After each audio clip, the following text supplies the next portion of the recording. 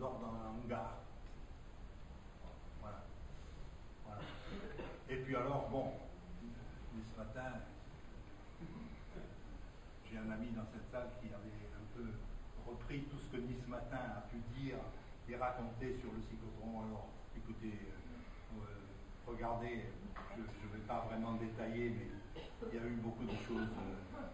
Bon, des fois, des choses qui étaient logiques, hein, voilà, mais chaque fois qu'il y avait quelque chose, c'était toujours très, très tendancieux. Voilà. Voilà. Le cyclotron prêt à escalader la lanterne, c'est gentil. Mais enfin, quand même, à un moment, un cyclotron trop cher qui ne sert pas à grand-chose.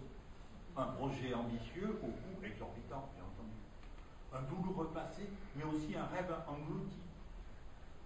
Jouet merveilleux de deux hommes qui, à tout prix, souhaitaient faire de Nice la capitale européenne de la médecine nucléaire. Bon, la médecine nucléaire, c'est pas ça, c'est de la radiothérapie encore. Bon, je crois qu'on peut faire. Ils ont voilà, c'était ça. Il y a des journalistes très, très impressionnants par leur qualité intellectuelle qui ont été capables quand même d'écrire que l'avenir du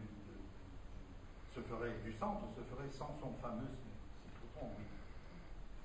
Mais enfin, le même, hein, un an après, le même dit sans faire de bruit, le SIC, c'est moi qui dis.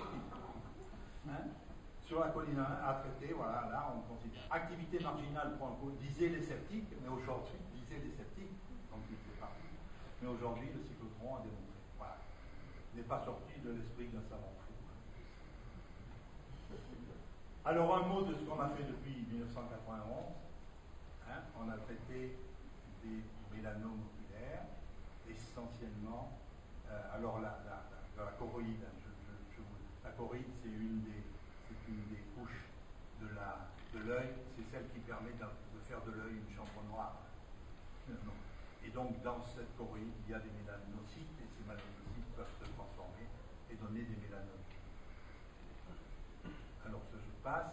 Voilà le vrai faisceau de médecine.